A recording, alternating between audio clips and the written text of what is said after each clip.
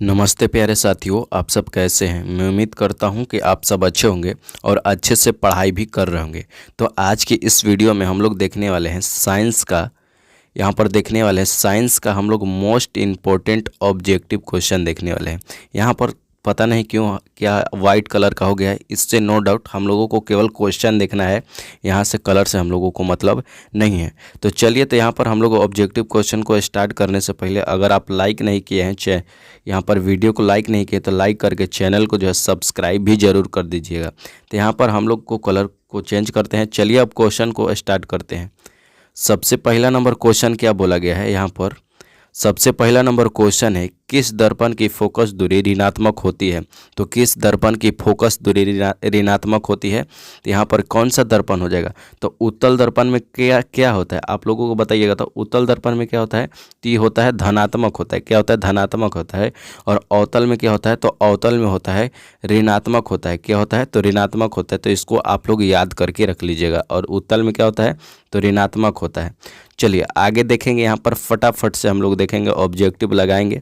दूसरा number question क्या बोल रहा है, दर्पण की फोकस दूरी क्या है। दर्पण की फोकस दूरी एफ और वक्रता त्रिज्या आर से संबंध है। तो एफ और आर से क्या संबंध है। एफ और आर से क्या संबंध है, तो एफ बराबर आर बाई 2 होता है। तो यहाँ पर कोई है, तो यहाँ पर देखिए बी वाला राइट आंसर हो जाएगा। ये फार्मूला होता है ना, आप लोग ध्यान में रखे होंगे, एफ बराबर आर बाई 2।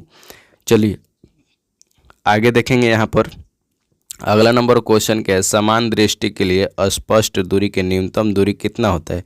तो आप लोगों को देखने के लिए सामान्य दृष्टि के लिए न्यूनतम दूरी कितना होता है, तो 25 सेंटीमीटर इसका राइट आंसर हो जाएगा। कितना हो जाएगा, 25 सेंटीमीटर जो है इसका राइट आंसर हो जाएगा। चलिए आगे देखेंगे। यहाँ पर अब अगला नंबर क्वेश्चन क्या बोला गया है, 4 नंबर क्वेश्चन है, क्या श्वेत प्रकाश का कौन सा रंग किसी प्रिज्म से गुजरने पर पार्श्व सबसे, यहाँ पर दिखाई दे रहा है, पार्श्व सबसे कम झुकाव होता है। तो सबसे कम झुकाव किसका होता है, तो इसका राइट आंसर कौन सा हो जाएगा। तो देखिएगा, लाल जो है ना, लाल का सबसे कम झुकाव होता है और बैगनी का सबसे ज़्यादा झुकाव होता है। बैगनी का जो है सबसे ज़्यादा झुकाव होता है। तो आप लोग इसको ध्यान में रखिएगा। चलिए आगे देखेंगे। यहाँ पर पाँचवा नंबर क्वेश्चन है, मानव आँख की क्या है, मानव आँख की रेटिना द्वारा बनाई गई छवि होती है। तो रेटिना द्वारा बनाई गई छवि क्या होती है, तो वास्तविक और उल्टा होता है। क्या होता है, वास्तविक और उल्टा होता है। इसका बी वाला राइट आंसर हो जाएगा।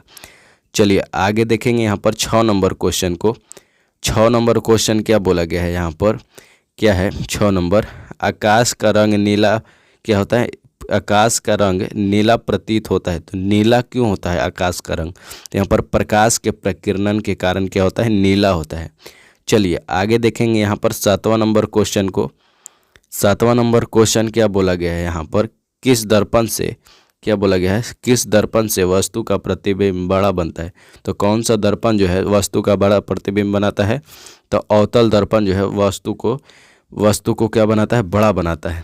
चलिए आगे देखेंगे। यहाँ पर अगला नंबर क्वेश्चन बोला गया है। यहाँ पर क्या निम्नलिखित में कौन सा लेंस निकट दृष्टि दोष की ठीक करने के लिए उपचार किया जाता है। तो कौन सा है, देखिए यहाँ पर निकट कितना अक्षर का है,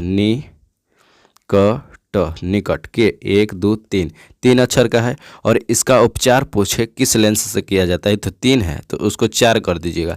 कितना, 4। तो उत्तल जो है ना, अवतल कितना अक्षर का है, 4 अक्षर का। तो निकट 3 अक्षर का और अवतल 4 अक्षर का। तो अवतल इसका राइट आंसर हो जाएगा, अवतल लेंस। चलिए आगे देखेंगे। यहाँ पर 9 नंबर क्वेश्चन क्या बोला गया है, निम्नांकित में से कौन उपकरण विद्युत धारा उपस्थित दर्शाता है। तो कौन सा इसमें से उपकरण जो है विद्युत धारा को क्या करता है, दर्शाता है। तो विद्युत धारा को कौन दर्शाता है, तो यहाँ पर जो है गैल्वेनोमीटर हो जाएगा इसका राइट आंसर।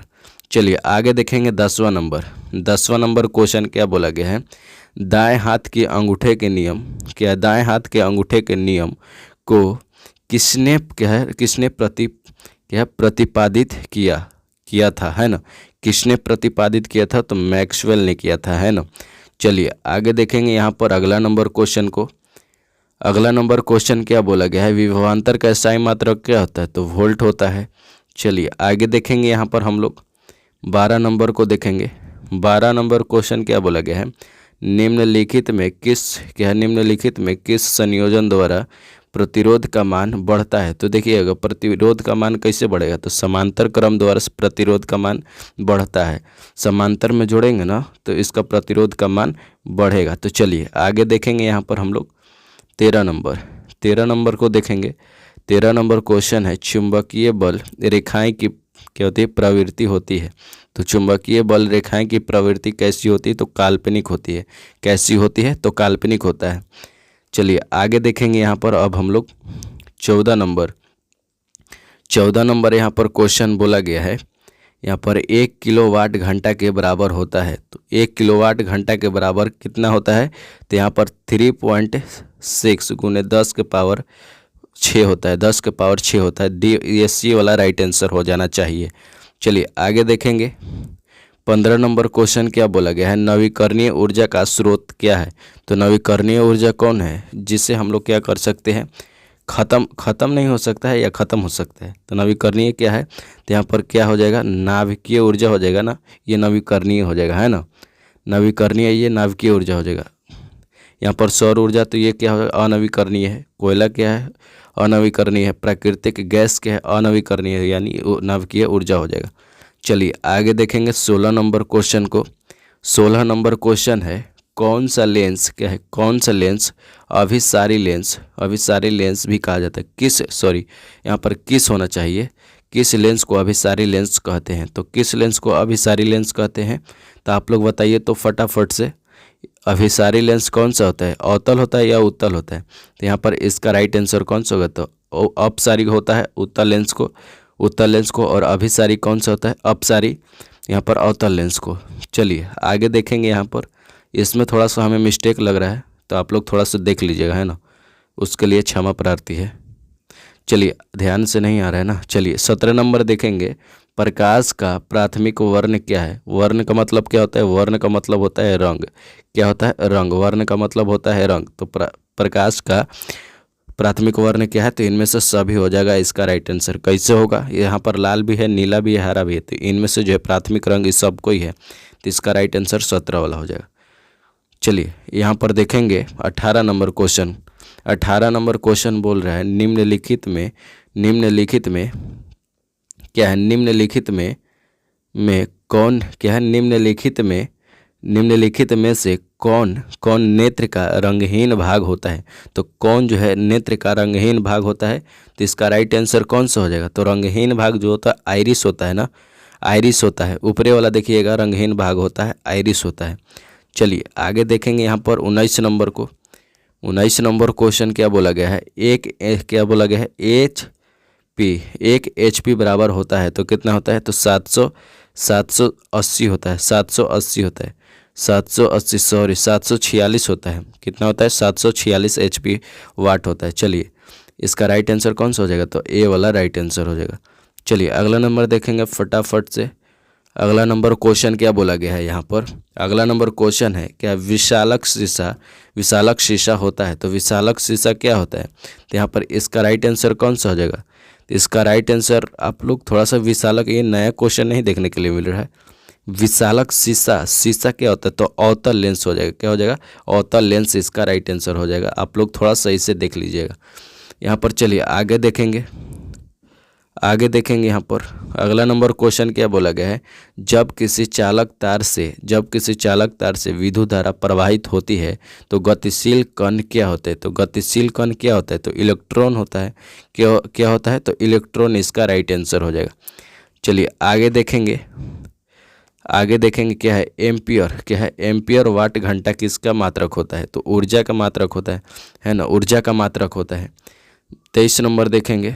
23 नंबर क्या है, 23 नंबर बोल रहे हैं, निम्नलिखित में कौन सा मात्रक वाट घंटा बराबर होता है, तो जूल प्रति सेकंड हो जाएगा। क्या हो जाएगा, जूल प्रति सेकंड हो जाएगा। यहाँ तक हम लोग कितना देखे, 23 ऑब्जेक्टिव क्वेश्चन देखे। अगले वीडियो में 23 से आगे देखेंगे, 40 तक हम लोग ऑब्जेक्टिव को देखेंगे। 40 से ज़्यादा ही देखेंगे, 50 तक देखेंगे। तो हम लोगों ने कितना 23 में से आपका जो है कितना सही हुआ, आप लोग कमेंट बॉक्स में ज़रूर बताइएगा। और आप लोग जो है चैनल को सब्सक्राइब नहीं किए हैं तो सब्सक्राइब करके वीडियो को लाइक कर दीजिएगा। और अगर आपका कुछ भी डाउट रह जाता है तो कमेंट बॉक्स में ज़रूर बताइएगा। ठीक है, तो अगले वीडियो में मिलते हैं, तब तक के लिए जय हिंद, वंदे मातरम।